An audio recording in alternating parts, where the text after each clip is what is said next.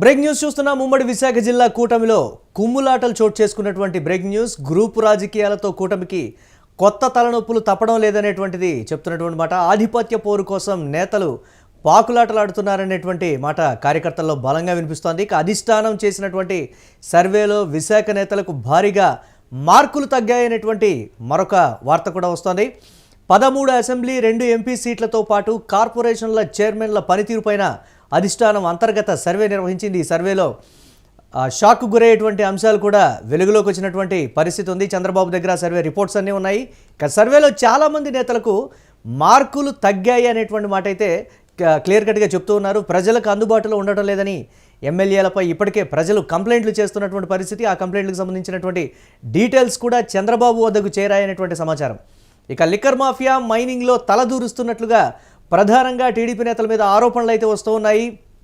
అధినేతకు ఎమ్మెల్యేలపై కంప్లైంట్లు భారీగా అందుతున్నాయనేటువంటి మరొక అంశం. ఇక మంత్రి పదవి రాలేదని సీనియర్ నేత గంటా శ్రీనివాసరావు సైలెంట్గా ఉంటూ పార్టీ కార్యక్రమాల్లో ఎక్కడా పాల్గొనడం లేదనేటువంటి మరొక అంశం కూడా టీడీపీకి తలనొప్పిగా మారినటువంటి పరిస్థితి ఉంది. మరోవైపు స్పీకర్ అయ్యన్న పాత్రుడు వర్సెస్ గంటా శ్రీనివాసరావు ఇద్దరు కూడా సీనియర్ నేతలు అవడంతో వారిద్దరి మధ్య స్పీకర్ అయ్యన్న అలాగే గంటా శ్రీనివాసరావు వర్సెస్గా మారిపోయినటువంటి పరిస్థితి ఉంది. ఇక జిల్లా నుంచి మంత్రి పదవి దక్కించుకున్నటువంటి హోంమంత్రి అనిత తన పని తాను చేసుకుపోతున్నారు. జిల్లా రాజకీయాలకు సంబంధించి ఆమె పెద్దగా పట్టించుకోవట్లేదు అనేటువంటి మాట. అలాగే జిల్లాలో పెద్దగా ప్రభావం చూపడం లేదంటూ కూడా అనిత మీద ఆరోపణలు అయితే వెలువెత్తుతున్నాయి. సొంత జిల్లాకు సంబంధించి రాజకీయాల్లో కావచ్చు, లేకపోతే పార్టీకి సంబంధించినటువంటి అంశాల్లో కావచ్చు ఎక్కువగా ప్రభావం చూపించడం లేదని అనిత మీద ఆరోపణలు అయితే ఉన్నాయి. ఇక మంత్రి పదవి దక్కలేదని సీనియర్ ఎమ్మెల్యేలు అసహనం అయితే వ్యక్తం చేస్తున్నారు. గతంలో కూడా మనం చూసాం. నారా లోకేష్ భవిష్యత్తు దృష్ట్యా చంద్రబాబు తీసుకున్నటువంటి నిర్ణయం కొత్త వారికి అవకాశం ఇవ్వాలి, యువ రక్తాన్ని ప్రోత్సహిస్తామేమని అనౌన్స్మెంట్ కూడా చేసినటువంటి పరిస్థితి ఉంది. ఇక కొణతాలకు మంత్రి పదవి ఇవ్వలేదని జనసేనలో అసంతృప్తి కూడా పెళ్ళుబికినటువంటి పరిస్థితి అయితే ఉంది. మొత్తంగా బీజేపీ నుంచి మంత్రి పదవి కోసం విష్ణుకుమార్ రాజు తన వంతుగా, సీనియర్ నేత అయినటువంటి విష్ణుకుమార్ రాజు తన వంతుగా ప్రయత్నాలు కూడా చేస్తున్నారు. ఇక క్షేత్రస్థాయిలో కూటమి నేతలు కార్యకర్తల మధ్య సమన్వయం కొరవడింది, ఎక్కడా కూడా సమన్వయం లేదు అనేటువంటి అంశం కూడా తెర మీదకి వస్తున్నటువంటి పరిస్థితి. అంశానికి సంబంధించి మరిన్ని అప్డేట్స్ మా కరెస్పాండెంట్ కిరణ్ అందిస్తారు. కిరణ్, వరుసగా టీడీపీలో వస్తున్నటువంటి వివాదాలు కావచ్చు, నేతల మధ్య సమన్వయం కావచ్చు, చంద్రబాబు తెప్పించుకుంటున్నటువంటి రిపోర్టులు, ముఖ్యంగా సీనియర్ నేతలు పర్టికులర్గా అసంతృప్తితో ఉన్నటువంటి సీనియర్ నేతలు ఎవరు కూడా పార్టీకి సహకరించడం లేదనేటువంటి ఒక పెద్ద షాక్. లండన్లో ఉన్నటువంటి చంద్రబాబు ఉక్కిరిబిక్కిరవుతున్నారు. ఆయన రాగానే ఇమ్మీడియట్గా పర్టికులర్గా ఈ అంశాల మీదే ప్రధానంగా దృష్టి పెట్టబోతున్నారు అనేటువంటి అంశం ఏంటి? అప్డేట్స్ ఏంటి ఓవరాల్గా? మురళి, రాష్ట్ర వ్యాప్తంగా ఒక రాజకీయం నడిస్తే ఉమ్మడి విశాఖ జిల్లాలో మరో రాజకీయం నడుస్తుంది. ఎందుకంటే ఇక్కడ టీడీపీ కూటమి నేతల మధ్య వివాదాస్పదమైన వ్యాఖ్యలు, వివాదాస్పద రాజకీయాలు నడుస్తున్నాయి. ఎందుకంటే కూటమిలో ఒక ఎమ్మెల్యేకి మరో ఎమ్మెల్యేకి పడకపోవడం, టీడీపీ వర్సెస్ టీడీపీ ఎమ్మెల్యేల మధ్య విభేదాలు, టీడీపీ వర్సెస్ జనసేన మధ్య విభేదాలు, టీడీపీ వర్సెస్ బీజేపీ మధ్య విభేదాలు, మూడు పార్టీల మధ్య క్షేత్రస్థాయిలో ఏదైతే సమన్వయం లేకపోవడంతో ఒక నియోజకవర్గంలో మరో ఎమ్మెల్యేలు పెట్టడం, మరో నియోజకవర్గంలో ఇంకో ఎమ్మెల్యేలు పెట్టడంతో విశాఖ రాజకీయం గందరగోళంగా తయారైంది. సీఎం చంద్రబాబు నాయుడు ప్రస్తుతం విదేశీ పర్యటనలో ఉన్న రాష్ట్ర వ్యాప్తంగా టీడీపీ పరిస్థితిపై ఆయన అధ్యయనం చేస్తున్నారు. అందుకు తగ్గట్టు ఏదైతే రాష్ట్ర అధ్యక్షుడు పల్లా శ్రీనివాస్ ద్వారా నివేదిక తెప్పించుకున్నారు. ఉమ్మడి విశాఖ జిల్లాలో దాదాపు 15 అసెంబ్లీ సీట్లు ఉన్నాయి, 3 ఎంపీ సీట్లు ఉన్నాయి. ఇందులో కేవలం వైసీపీ అరకు ఎంపీతో పాటు అరకు పాడేరు అసెంబ్లీ సీట్లు మాత్రమే గెలిచింది. మిగిలిన 12 స్థానాలు, మిగిలిన 2 ఎంపీ స్థానాలు కూటమి చేతిలో ఉన్నాయి. అయితే ఇక్కడ జనసేన మాత్రం యలమంచిలి, విశాఖ దక్షిణ నియోజకవర్గాలు 2 నియోజకవర్గాలు మాత్రమే గెలిచింది. మిగిలిన స్థానాల్లో టీడీపీ ఎమ్మెల్యేలుగా ఉన్నారు. వారి మధ్య ఏదైతే విశాఖ టౌన్ లో 4 ఎమ్మెల్యే సీట్లు ఉన్నాయి. 4 ఎమ్మెల్యే సీట్లు ఒక సీటు జనసేనకి వెళ్ళింది. అయితే ఈ నలుగురి మధ్య కూడా సమన్వయం లేక టీడీపీలో ఒక పెద్ద యుద్ధ వాతావరణం నడుస్తుంది. ఎందుకంటే ఎమ్మెల్యేల మధ్య ఆధిపత్య పోరు, అంతేకాకుండా విశాఖ మేయర్ కూడా టీడీపీ కూటమి చేతిలో ఉంది. గతంలో వైసీపీ చేతిలో ఉండేది. అవిశ్వాస తీర్మానంలో టీడీపీ కూటమి గెలుచుకోవడంతో విశాఖ మేయర్ కూడా టీడీపీకి సంబంధించిన నేత అన్నారు.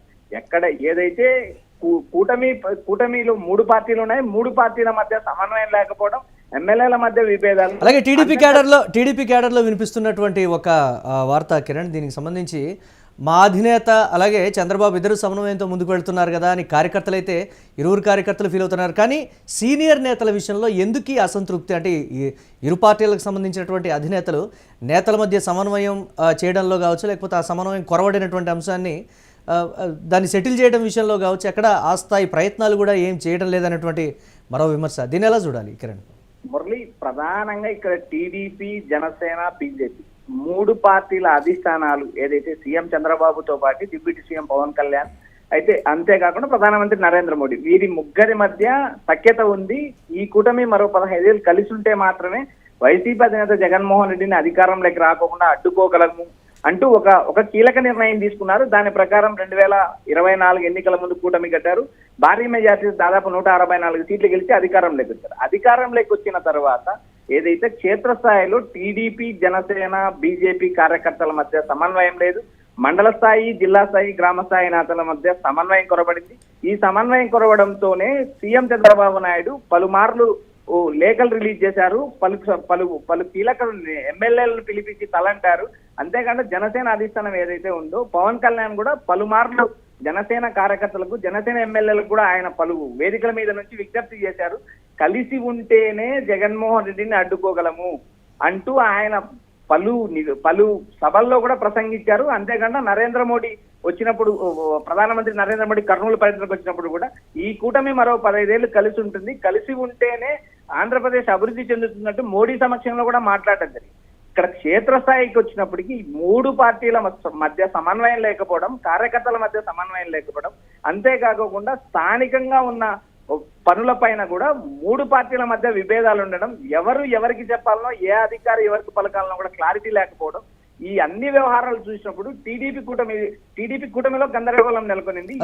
అలాగే కిరణ్, అలాగే కూటమిలో ఉన్నటువంటి టీడీపీ, బీజేపీ, జనసేన మూడు పార్టీల్లో ఉన్నటువంటి సీనియర్ నేతలను ఒకసారి చూసుకుంటే ఇటు టీడీపీ నుంచి గంటా శ్రీనివాసరావు, బీజేపీ నుంచి విష్ణుకుమార్ రాజు, జనసేన నుంచి కొణతాల రామకృష్ణ, ఎందుకు వీళ్ళ అంటే సీనియర్లని ఎందుకు మరిచిపోయారనా, లేకపోతే పక్కన పెట్టేశారనా, లేకపోతే మీ సీనియారిటీని పార్టీకి వినియోగించండి చాలు, పదవుల విషయంలో మనం తర్వాత చూద్దాం అనేటువంటి కోణంలో కూటమి వ్యవహరిస్తోందా అనేటువంటి రకరకాల విమర్శ క్యాడర్లో కూడా వారి వర్గాల్లో కూడా ఒకంత ప్రశ్నలు తలెత్తుతున్నటువంటి సిచ్యువేషన్. ఎందుకు ఈ పార్టీలు వారి మీద దృష్టి పెట్టడం లేదనేటువంటి మరొక ప్రశ్న కిరణ్, దీనికి సంబంధించి మురళి, టీడీపీ కూటమి ప్రధానంగా ఇక్కడ మూడు పార్టీలు కలిసి 164 సీట్లు గెలవడం జరిగింది. 164 సీట్లు గెలిచిన తర్వాత టీడీపీ కూటమికి అది ఒక పెద్ద బిగ్ టాస్క్ గా తయారైంది. ఎందుకంటే మూడు పార్టీల్లో సీనియర్ నేతలు ఉన్నారు, 2 లేదా 3 సార్లు ఎమ్మెల్యేగా గెలిచిన నేతలు ఉన్నారు. వారిలో సీనియర్ నేతలకు మంత్రి పదవి రాదు. గంటా శ్రీనివాసరావు దాదాపు 4 నుంచి 5 సార్లు ఎమ్మెల్యేగా గెలిచారు. విశాఖపట్నంలో బలమైన నేతగా ఉన్నారు. ఆయనకు మంత్రి పదవి రాలేదని అసంతృప్తి ఉంది. ఏదైతే జూనియర్ గా ఉన్న అనితకు హోంమంత్రి ఇవ్వడం, అనితకు ప్రయారిటీ ఇవ్వడం, అటు అయ్యన్న పాత్రుడికి స్పీకర్ పదవి ఇవ్వడంతో గంటా శ్రీనివాసరావు తీవ్ర అసంతృప్తి వ్యక్తం చేశారు. ఎందుకంటే సీనియర్ నాయకుడైన గంటా శ్రీనివాసరావుకు మంత్రి పదవికి రాకపోవడం, ఆయన గతంలో ఏదైతే 2019 ఎన్నికల్లో గెలిచిన తర్వాత రాజకీయంగా సైలెంట్ అయ్యారు, ఆయన వైసీపీలోకి పోయే ప్రయత్నం చేశారంటూ విమర్శలు రావడంతో ఆయన్ను టీడీపీ అధిష్టానం పక్కన పెట్టి. అయితే ఇక్కడ కొనతాల రామకృష్ణ వ్యవహారం వచ్చినప్పుడు కొనతాల రామకృష్ణ దాదాపు రాజకీయాలకు దూరం అయ్యారు. ఆయన 2024 ఎన్నికల్లో జనసేనలో చేరారు. ఆయన ఎమ్మెల్యేగా గెలిచారు. గెలిచిన తర్వాత సీనియర్ గా ఉన్నాను, నేను దాదాపు 40 ఏళ్ల రాజకీయ అనుభవం ఉన్న నాకు మంత్రి పదవి దక్కలేదంటూ ఆయన అసంతృప్తి వ్యక్తం చేశారు. ఇక్కడ గెలిచిన 12 మంది ఎమ్మెల్యేల్లో కేవలం 2 జనసేన ఎమ్మెల్యేలు మాత్రమే, వంశీకృష్ణ యాదవ్, సుందర విజయ్ కుమార్ మాత్రమే మొదటిసారి ఎమ్మెల్యేలుగా గెలిచారు. మిగిలిన గెలిచిన 10 మంది ఎమ్మెల్యేలు కూడా 2 లేదా 3 సార్లు ఎమ్మెల్యేలుగా గెలిచారు. వారికి మంత్రి పదవి రాలేదు. అందులో క్యాబినెట్ ర్యాంకు హోదా కోరుకున్న ఎమ్మెల్యేలు ఉన్నారు. వారికి నామినేటెడ్ లో కూడా ఏపీఐసీ చైర్మన్ లాంటి పదవులు కూడా దక్కలేదు. నేను ఇన్ని ఏళ్ళు టీడీపీ కోసం పనిచేసాము, దాదాపు 40 ఏళ్ల నుంచి టీడీపీ కోసం కష్టపడ్డాము, మాకు సరైన ప్రాధాన్యత లేదు, మాకు సరైన పదవులు రాలేదు, మాకన్నా జూనియర్లు ఏదైతే ఉన్నారో వారికి మంత్రి పదవులు వస్తాయి. ఆ మంత్రి పదవులు రావడంతోనే సీనియర్లకు జూనియర్ల మధ్య విభేదాలు తలెత్తాయి. ఏదైతే హోంమంత్రి అనిత వీరందరితో పోల్చుకున్నప్పుడు చాలా జూనియర్ నాయకురాలు, ఆమెకు హోంమంత్రి శాఖ కట్టబెట్టడం కూడా అటు టీడీపీకి సంబంధించిన నేతలు కూడా అసంతృప్తింది. ఎందుకంటే ఆర్థిక పరంగా, రాజకీయ పరంగా టీడీపీని ఉత్తరాంధ్రలో నిలబెట్టాము. పలు సామాజిక వర్గాలు, కాపు, కమ్మ, ఏదైతే వెలమ సామాజిక వర్గాలకు సంబంధించిన నేతలు ఉన్నారు, వీరికి ఎవరికి కూడా దక్కని మంత్రి పదవి. అనితకు దక్కిందనే Yes, మొత్తం మీద అయితే కిరణ్ మొత్తం మీద అయితే అసంతృప్తి అయితే ఉన్నటువంటి మాట వాస్తవం. అలాగే టీడీపీ విషయంలో పర్టికులర్గా ఒక్క ఉత్తరాంధ్రలోనే కాదు, సో ఇటు కృష్ణా జిల్లా కావచ్చు, లేకపోతే నెల్లూరు కావచ్చు, లేకపోతే అన్ని చోట్ల కూడా సమన్వయం లోపించిందని కానీ, లేకపోతే పనితీరు బాగాలేదని కానీ వస్తున్నటువంటి విమర్శలు టీడీపీలో పార్టీలో ఉన్నటువంటి అంతర్గత సమస్యలు, ఇటు కొలికపూడి కేసినేని చిన్ని కావచ్చు, లేకపోతే ఉత్తరాంధ్ర కూటమిలో లుకలుకలు కావచ్చు, టీడీపీలో 80 మంది పనితీరుకు సంబంధించి కావచ్చు, క్రమశిక్షణ కమిటీ విచారణ కూడా ప్రారంభమైనటువంటి పరిస్థితి ఉంది. ఏంటి అసలు ఉన్నట్టుండి ఒక్కసారిగా టీడీపీలో సునామీ చెలరేగిందా, లేకపోతే దీనికి సంబంధించి ఏదో జరగబోతోంది టీడీపీలో అనేటువంటి ఒక ప్రశ్న కూడా వస్తుంది. దీనికి సంబంధించి ఏంటి? మురళి, ఇక్కడ ప్రధానంగా టీడీపీ వ్యవహారాలకు సంబంధించినప్పుడు చూసినప్పుడు సీఎం చంద్రబాబు అల్టిమేట్ గా నిర్ణయాలు తీసుకుంటారు. అయితే ఇక్కడ ప్రధానంగా 2014 ఎన్నికల తర్వాత రాజకీయ పరిణామాలు మారాయి. అందులో ఇక్కడ ఏదైతే మంత్రి నారా లోకేష్ వర్గంగా కొంతమంది ఎమ్మెల్యేలు ముద్రపడ్డారు, సీఎం చంద్రబాబు వర్గంగా కొంతమంది ఎమ్మెల్యేలు ముద్రపడ్డారు. ఈ ముద్ర పడటం ద్వారా నారా లోకేష్ వర్గానికి సంబంధించిన కొంతమంది కొత్తగా ఎమ్మెల్యేలు అత్యుత్సాహం చూపడం, వారికి లోకేష్ అండ ఉండడం, వారి నియోజకవర్గాల్లో మాదే పెత్తనం అంటూ వారు రెచ్చిపోవడం కూడా టీడీపీ కూటమిలో ఒక అసంతృప్తికి రాజేస్తుంది. ఎక్కడైతే చంద్రబాబుతో సన్నిహితంగా ఉన్న ఎమ్మెల్యేలకు కేవలం నారా లోకేష్ భవిష్యత్తును దృష్టిలో పెట్టుకుని జూనియర్లకు మంత్రి పదవి ఇవ్వడం వల్ల ఇలాంటి వ్యవహారాలు టీడీపీలో సీనియర్లు వర్సెస్ జూనియర్లు ఏర్పడ్డాయి. ఏదైతే అయ్యన్న పాత్ర లాంటి నేత కూడా ఆయన స్పీకర్ పదవి ఇవ్వడం జరిగింది. ఆయన దాదాపు 40 సంవత్సరాల నుంచి రాజకీయాలు చేశారు. గోరంట బుచ్చేసేది రాజమండ్రి అర్బన్ ఎమ్మెల్యే ఉన్నారు. ఆయనకు దాదాపు మంత్రి పదవే దక్కలేదు. ఆయన కన్నా సీనియర్లకు మంత్రి పదవి. ఇలాంటి సీనియర్ ఎమ్మెల్యేలు టీడీపీలోనే రాజకీయం పుట్టి టీడీపీలోనే రాజకీయం నేర్చుకుని ఇప్పటి వరకు రాజకీయాలు కొనసాగిస్తున్న నేతలకు ఎవరికి చంద్రబాబు నాయుడు మంత్రి పదవి ఇవ్వలేదు. అంటే అసంతృప్తి అయితే ఉంది. సీనియర్ నేతలు ఒకరిద్దరు అనేటువంటి పేర్లు అయితే కాదు, ఉన్నటువంటి సీనియర్లందరిలో ఉన్నటువంటి అసంతృప్తి అయితే పెళ్లిబికినటువంటి పరిస్థితి ఉంది. బట్ అది అసంతృప్తి అసమ్మతిగా మారుతుందా, లేకపోతే ఎటువైపు దారితీస్తుందా అనేది ఇక్కడ ప్రశ్నగా ఉంది. Thanks for updates Kiran. So మొత్తం మీద కూటమి సర్కార్లు మొత్తం మీద భారతీయ జనతా పార్టీ, టీడీపీ అలాగే జనసేన సీనియర్లందరూ కూడా మాకు ప్రాధాన్యత దక్కడం లేదనేటువంటి అసంతృప్తి కావచ్చు, ఇతరత్ర కావచ్చు, వాళ్ళ పార్టీ కార్యక్రమాలకి కంప్లీట్గా దూరం అయిపోయినటువంటి పరిస్థితి. ఇదే కూటమిలో ఉన్నటువంటి ప్రతి పార్టీకి తలనొప్పిగా మారినటువంటి పరిస్థితి ఉంది. యువరక్తాన్ని ఎంకరేజ్ చేసి సీనియర్లను పార్టీ పటిష్టత కోసం వాడుకుందామని అన్ని పార్టీలు అనుకుంటుంటే, కానీ మంత్రి పదవులు రాలేదు, మా సీనియారిటీని సరిగ్గా వినియోగించుకోవట్లేదు అనేటువంటి అసంతృప్తి అయితే ఆయా నేతల్లో ఉన్నటువంటి పరిస్థితి. పర్టికులర్గా టీడీపీ ఇటు కొలికపూడి వర్సెస్ కేసినేని చిన్ని అంశం కావచ్చు, ఉత్తరాంధ్ర కూటమిలో ఉన్నటువంటి ప్రస్తుతం లుకలుకలు కావచ్చు, టీడీపీలో 80 మంది పనితీరు బాగాలేదు, లండన్ నుంచి రాగానే ఇమ్మీడియట్గా కూడా మరి చర్యలు తీసుకుంటారా, లేకపోతే వారికి సంబంధించి ఏమైనా చెప్తారా, వార్నింగ్తో వదిలేస్తారా అనేటువంటి మాట. మంత్రుల్లో కూడా ఒక 3-4 మంత్రులు వారి పనితీరు పట్ల అసంతృప్తి వ్యక్తం చేస్తున్నటువంటి పరిస్థితి. బర్తరఫ్ చేస్తారా, లేకపోతే మంత్రివర్గంలో సమూల ప్రక్షాళన ఉంటుందనేది కూడా వేచి చూడాలి. బట్ చంద్రబాబుకు మాత్రం కొత్త తలనొప్పులు కూటమి ద్వారా స్టార్ట్ అయ్యాయనే చెప్పాలి. అలాగే టీడీపీలో ఉన్నటువంటి తలనొప్పులు కూడా చంద్రబాబుకి ఇప్పట్లో తొలగిపోయేటువంటి పరిస్థితి లేవు. ట్రబుల్ షూటర్గా ఉన్నటువంటి వ్యక్తి చంద్రబాబు, కానీ సొంత పార్టీనే చక్కదిద్దుకోలేకపోతున్నారు, నేతల్ని సమన్వయం చేసుకోలేకపోతున్నారు. ఆయన మాట ఎవరు కూడా వినేటువంటి పరిస్థితి లేదనేటువంటి మాట అయితే క్లియర్గా వినిపిస్తోంది.